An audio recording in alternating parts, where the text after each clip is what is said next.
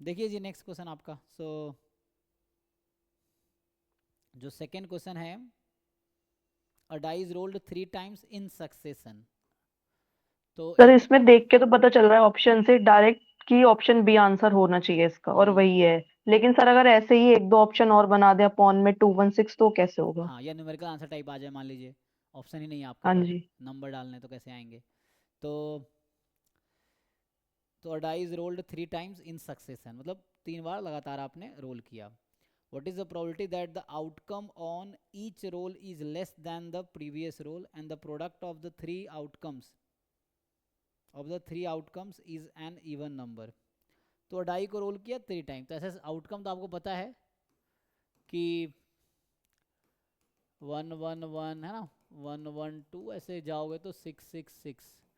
तो टोटल आपको पता है ऑलरेडी कि इसमें जो टोटल नंबर ऑफ एलिमेंट है 6 × 6 × 6 216 है। ओके, ऐसे वो कोई लॉजिक नहीं, मान लो कैंसिल भी करके दे सकता था ना, हो सकता है कैंसिल हो जाए, ये भी तो है। यहाँ कैंसिल नहीं हुआ होगा क्योंकि ऑड आया होगा इसीलिए। अगर मान लो 18 हो जाता है, 18/216, तो कैंसिल भी तो हो सकता था।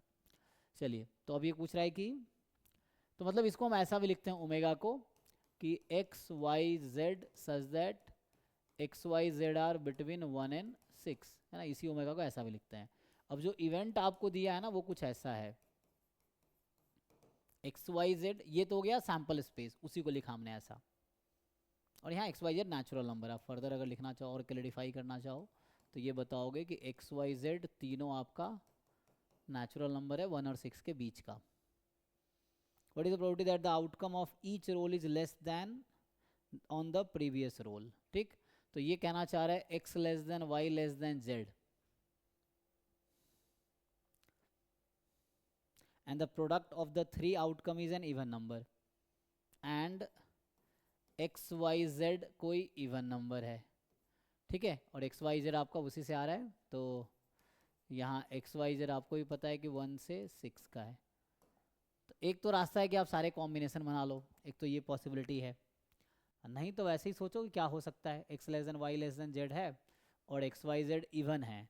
तो इवन कब आएगा, जब कोई भी एक इनमें से इवन हो जाए, है ना। मतलब प्रोडक्ट इवन कब होगा, जब इनमें से कोई भी एक इवन हो जाएगा, प्रोडक्ट तो इवन हो ही जाएगा, है ना, कोई एक इवन होना चाहिए। ऑड और ऑड का प्रोडक्ट ऑड ही रहेगा, तो इसका मतलब एक्स वाई जेड में कोई एक इवन तो लेना ही पड़ेगा आपको। तो चूंकि इक्वली लाइकली है तो मेरे हिसाब से ना आउटकम ही लिख लो। ठीक है, मैं आउटकम ही सारे लिख देता हूँ। जैसे मान लीजिए अगर मैं एक्स को 1 ले लिया तो 1 2 3 पॉसिबल है। फिर क्या 1 2 4 पॉसिबल है, 1 2 5 पॉसिबल है। इस तरीके से आउटकम से लिख लो।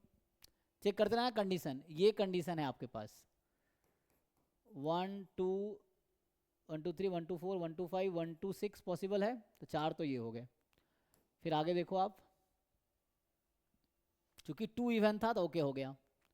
अब मैं बात करूं 1 3 4 पॉसिबल है, 1 3 5 क्या पॉसिबल है, हाँ या ना, 1 3 5। सर नहीं, ये नहीं आएगा। ठीक है ना, हाँ, तो ध्यान देना है आपको, ये लॉजिक समझना है कि इस ऑर्डर में होना चाहिए, प्रोडक्ट इवन होने चाहिए, तो कम से कम एक इवन तो रहना पड़ेगा। तो 1 3 6 होना पड़ेगा, खत्म हो गया। फिर मैं सारे कॉम्बिनेशन ले रहा हूँ, 1 4 5 1 4 6। सर ठीक, तो ये कॉम्बिनेशन से ही होगा क्या? हाँ, क्योंकि वैसे मैथमेटिकली सोचना बहुत डिफिकल्ट लग रहा है, तो कॉम्बिनेशन से ही हो जाएगा और ज़्यादा नहीं आएगा आउटकम। देखो 1 वाले ख़त्म हो गए, अब ऐसे 2 वाले स्टार्ट करेंगे, सो 2 3 4, ज़्यादा आउटकम तो आएगा भी ठीक है, नहीं। फिर तो हो जाएगा। हाँ, 2 3 5 2 3 6 2 3 5 ना, हाँ, इस तरह से सारे लिख लीजिए, तो 19 आउटकम आएंगे। तो यहाँ से, और इक्वली लाइकली हैं सब, तो 19/216 आ जाएगा। ठीक है, नेक्स्ट देखते हैं। ठीक है सर, हो जाएगा।